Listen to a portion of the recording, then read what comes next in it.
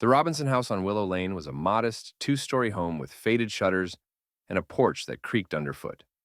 It wasn't the biggest or fanciest in the neighborhood, but it carried something none of the new houses could match: history. In the center of the front yard, towering high into the sky, stood the oak tree. Its branches stretched so wide they shaded half the street in summer. Its roots dug deep, strong, and steady, older than anyone in Willow Lane. The kids in the neighborhood climbed it, played tag around its trunk, and even built a makeshift swing from one of the lower branches. Birds nested high in its crown, and in the fall, its leaves turned the entire yard into a golden sea. For the Robinsons, it was more than just a tree. One warm evening, Elijah Robinson sat on the porch with his wife Grace, sipping sweet tea, while their children, Maya and Jordan, chased each other around the trunk of the oak. Elijah leaned back, smiling as he watched them. You know, he said, my grandfather planted that tree when he first bought this land. Said he wanted something that would grow as strong as the Robinson family. Every time I look at it, I think he was right. Grace smiled, resting her hand on his arm. It's more than strong. It's part of us. You asked me to marry you under that tree, remember? Elijah chuckled. I remember you making me wait 5 minutes before saying yes, just to keep me sweating. They laughed together, the sound mixing with the children's giggles, as Maya climbed halfway up and shouted, Look at me, Daddy! I'm on the castle tower! Elijah stood, shading his eyes. Careful up there, Princess. That oak's been holding Robinsons for 3 generations, but don't make it work too hard. The moment was perfect, warm, peaceful, full of life. But it didn't last. Later that week, Elijah noticed a neighbor, Karen Dawson, standing at the edge of his yard, hands on her hips, sunglasses perched on her nose. She glared at the oak like it had personally insulted her. Afternoon, Karen, Elijah called, stepping off the porch. Karen didn't smile. Elijah, that tree of yours is a problem. It's dropping leaves all over my lawn. My gutters are clogged every week. And the shade, it's killing my flower beds. Something needs to be done. Elijah glanced at the oak, then back at her. It's a tree, Karen. Trees drop leaves. That's what they do. Karen sniffed, folding her arms. It's not just the leaves. The roots are creeping close to the sidewalk. Someone could trip. And storms? That thing's a lawsuit waiting to happen. It should be cut down. Grace, who had stepped onto the porch, froze at the words. Cut down? She said sharply. That oak's been here longer than this whole neighborhood. Karen's lips curled into a smirk. Well, maybe it's time the neighborhood moved forward. We'll be bringing it up at the next HOA meeting. You'd better be ready. With that, she spun on her heel and marched away, leaving Elijah and Grace staring after her. Jordan, who had been listening nearby, ran up and clutched Elijah's hand. Daddy, they're not really going to take our tree, are they? Elijah knelt, placing a strong hand on his son's shoulder.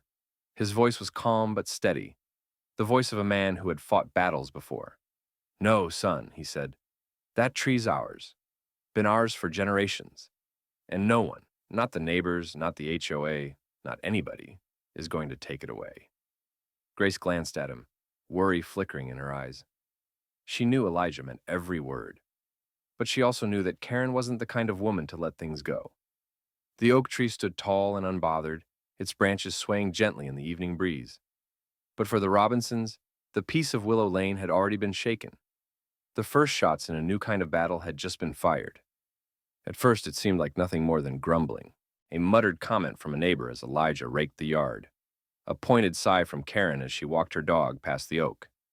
Little things. Elijah ignored them. He'd faced worse things overseas than a few cranky neighbors.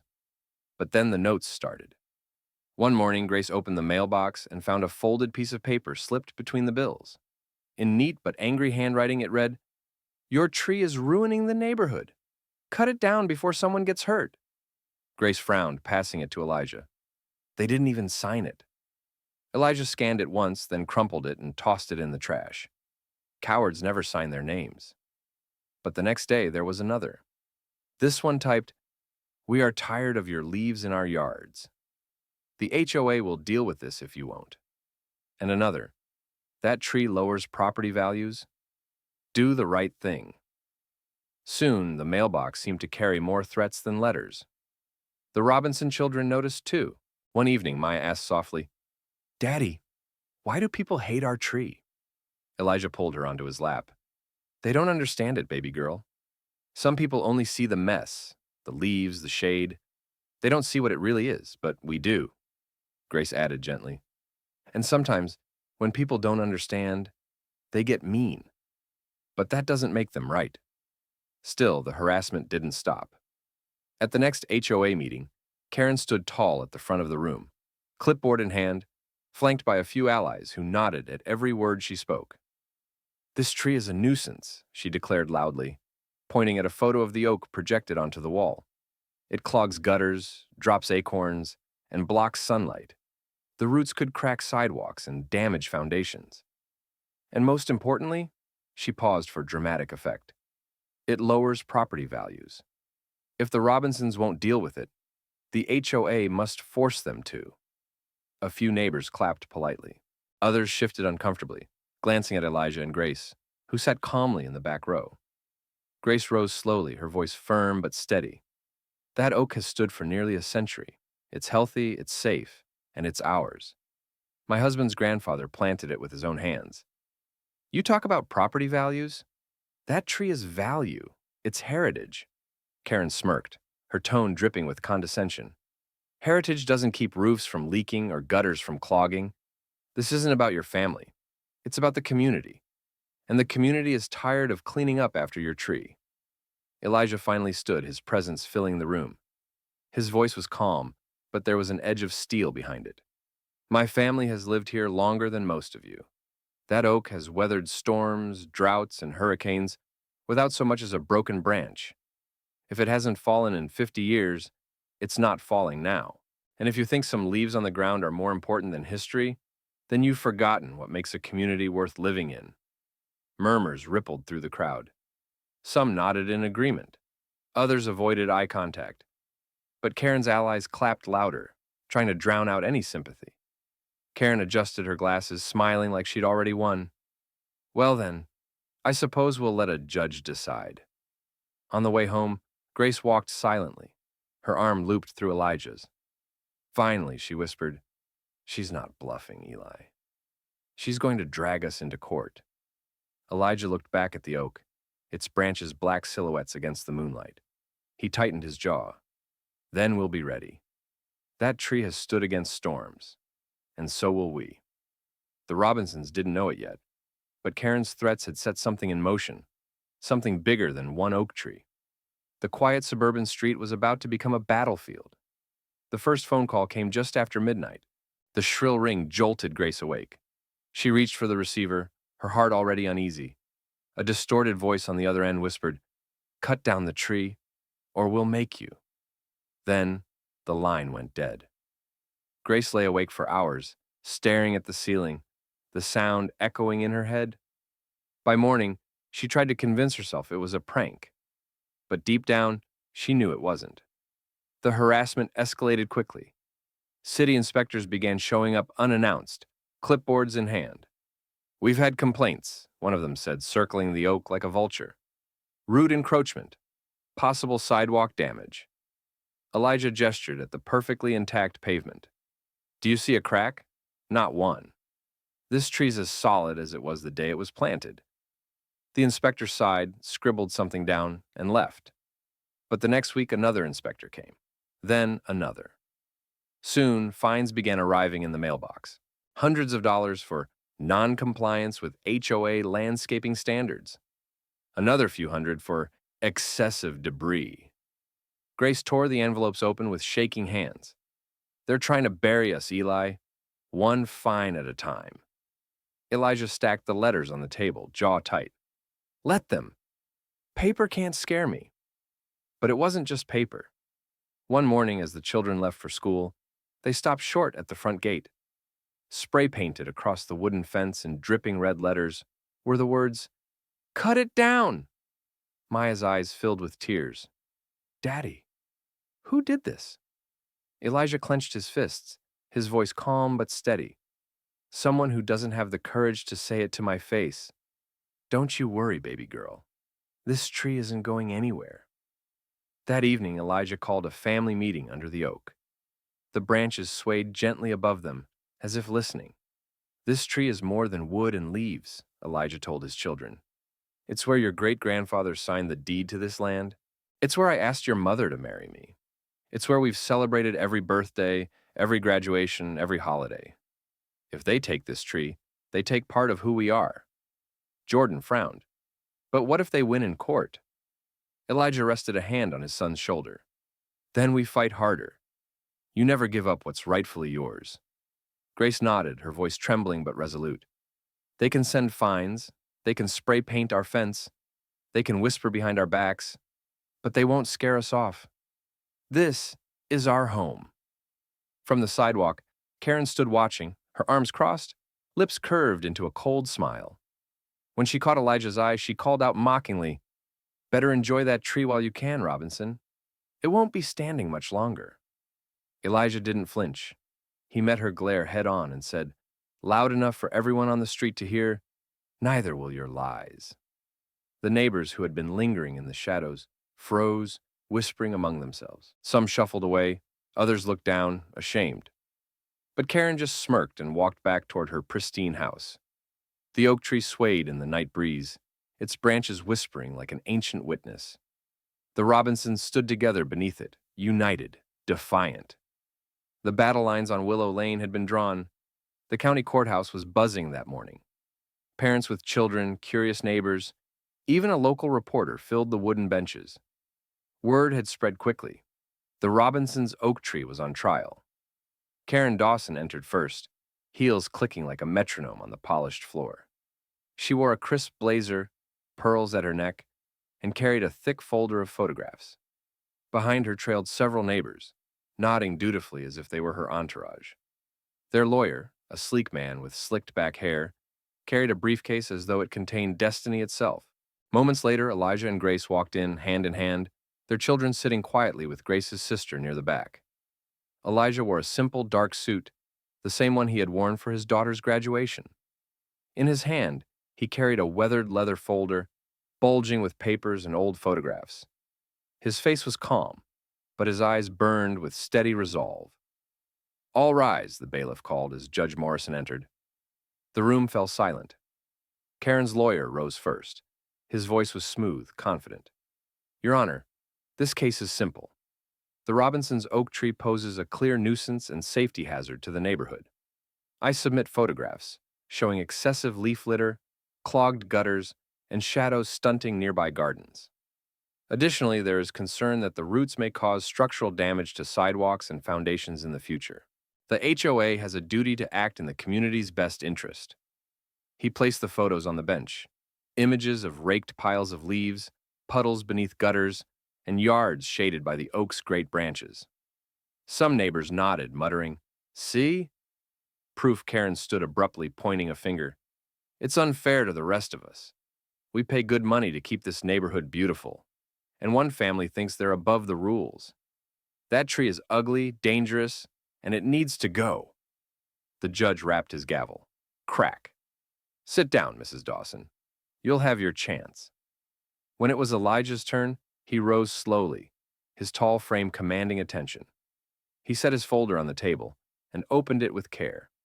"Your Honor," Elijah began, his voice deep but steady, "with respect, what you've heard is exaggeration and fear-mongering. This tree isn't a hazard. It's healthy, strong, and protected by our county's heritage ordinance." He handed the judge a document stamped and signed, an arborist's report. This report, from a certified arborist, confirms the oak is structurally sound, disease-free, and poses no danger. In fact, the tree is healthier than many younger ones in the area. Gasps rippled through the courtroom. The judge scanned the report, nodding. But Elijah wasn't finished. He pulled out a series of black and white photographs, their edges curled with age. He held one up, a young man, sweat on his brow, planting a sapling in the very yard where the Robinson house now stood.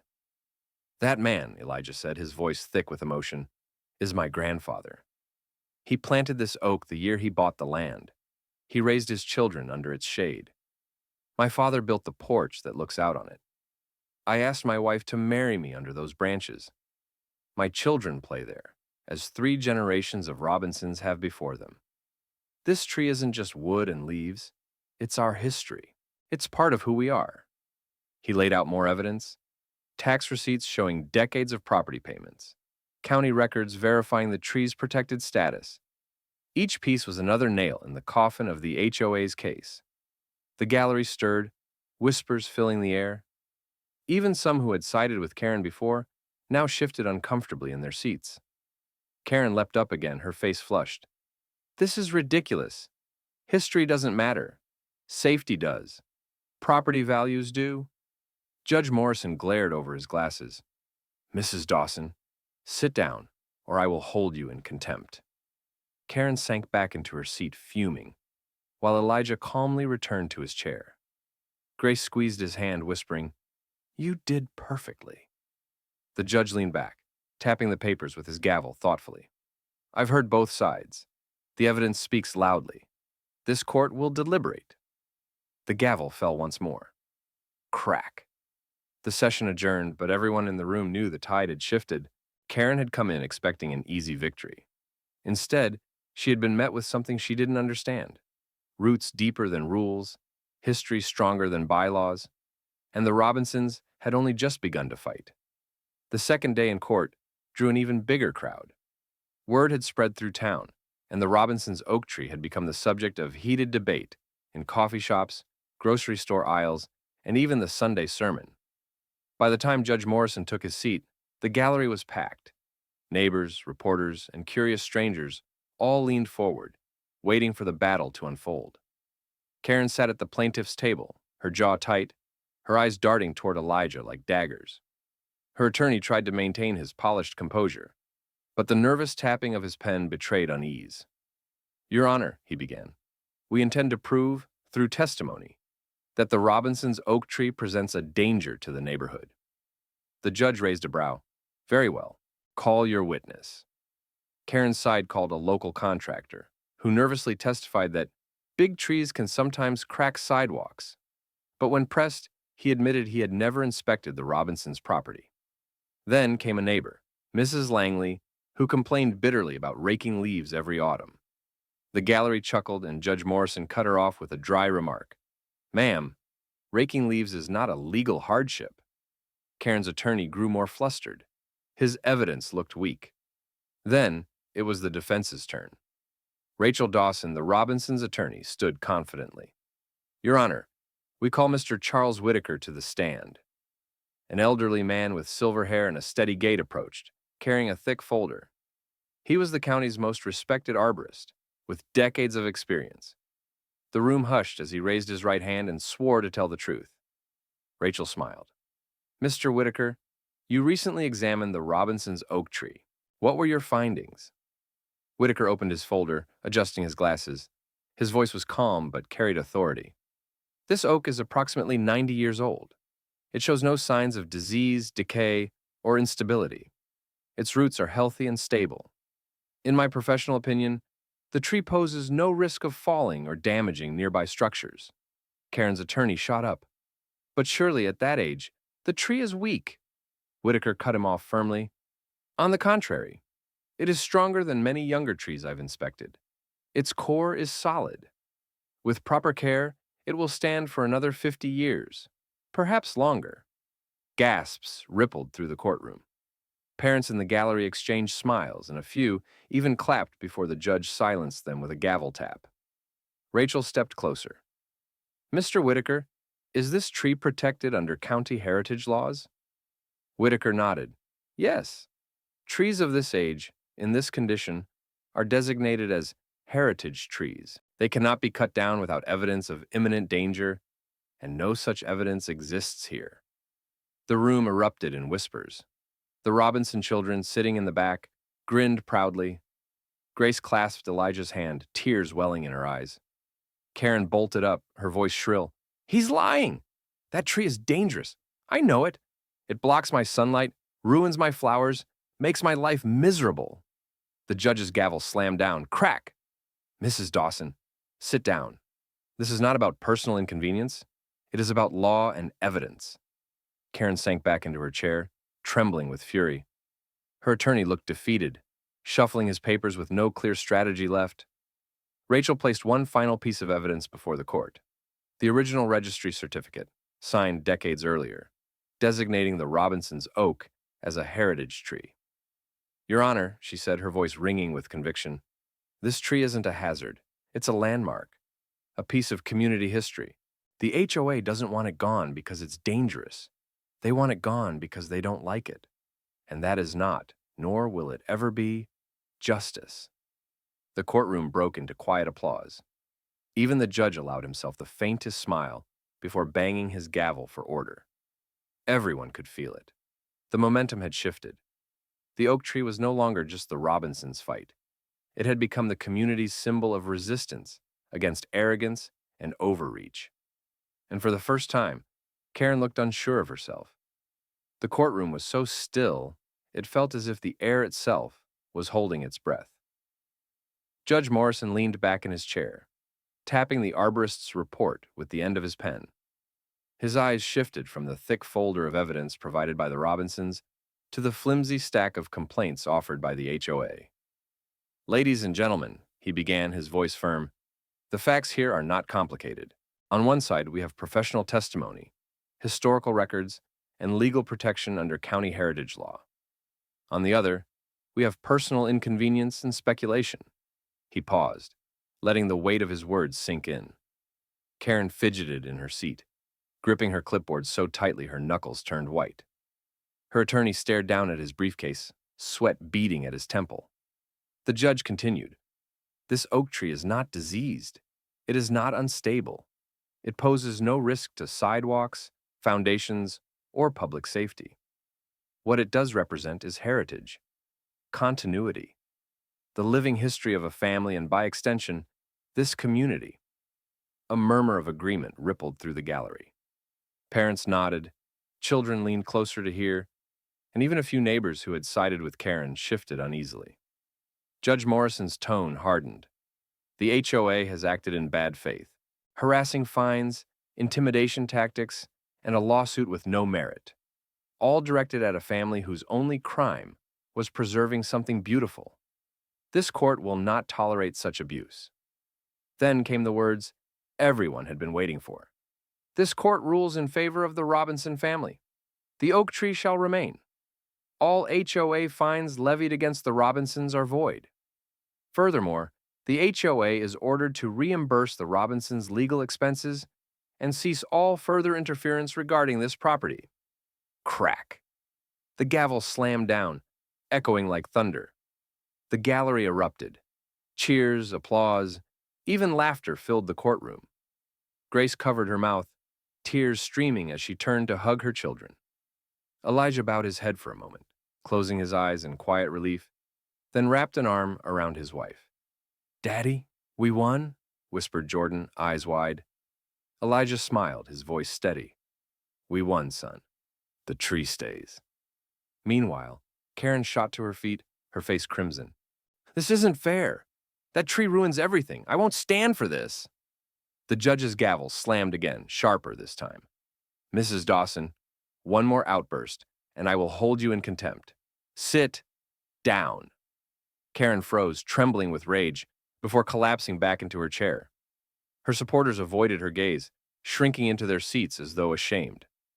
As the Robinson family walked out of the courthouse, the crowd parted for them.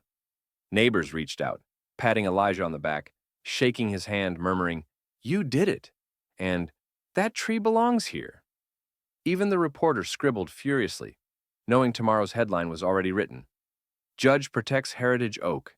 HOA left humiliated." For the Robinsons, it was more than a legal victory. It was justice. Proof that some roots run deeper than arrogance, deeper than bylaws, deeper than the noise of those who cannot see the beauty standing before them. The oak tree would stand, and so would the family who had protected it. The Robinsons returned to Willow Lane that evening to find neighbors gathered outside their home. Some had baked pies, others brought flowers, and a few simply came to offer a handshake and a smile. The oak tree towered above them all, its great branches swaying gently as if it, too, knew it had been spared. Children ran straight to the trunk, laughing as they chased one another around its base. Jordan scrambled onto the lowest branch, his sister Maya climbing close behind. Their laughter rang through the neighborhood, light and defiant, proof that joy had outlasted bitterness. Grace stood on the porch, watching with tears in her eyes. "I thought we might lose it," she whispered, "but it feels stronger than ever." Elijah wrapped an arm around her shoulders, his gaze fixed on the oak. "We didn't just save a tree," he said quietly. "We saved our history, our children's memories, our family's roots." As the sun dipped lower, streaks of orange and gold painted the sky, casting a warm glow over the yard. The oak's leaves shimmered in the light, like a crown of fire. Neighbors lingered beneath it, some leaning against its trunk, others simply looking up in awe. One older man, Mr. Green, who had lived on Willow Lane for decades, approached Elijah. He tipped his hat and said softly, "That tree's seen more life than most of us ever will. I'm glad you fought for it. I'm glad it's still here." Elijah nodded. "It'll be here long after we're gone. And maybe, just maybe, it'll remind folks that some things are worth standing up for." That night, when the visitors had gone home and the children were tucked into bed, Elijah stepped out onto the porch. He lit his pipe and looked at the oak. Its silhouette rose tall and unbroken against the starlit sky, a sentinel standing guard over the Robinson family. The wind stirred, rustling its branches, carrying a sound like a whisper through the leaves. Elijah closed his eyes, and for a moment he could almost hear his grandfather's voice. "Take care of it, son. It will take care of you." The battle was over. The harassment, the threats, the courtroom drama, they were all behind him now. What remained was peace. The oak tree stood, proud and eternal. The Robinson family stood with it. And together their roots ran deeper than any neighbor's complaint, any HOA rule, any fleeting notion of property value. The oak was home, and it always would be.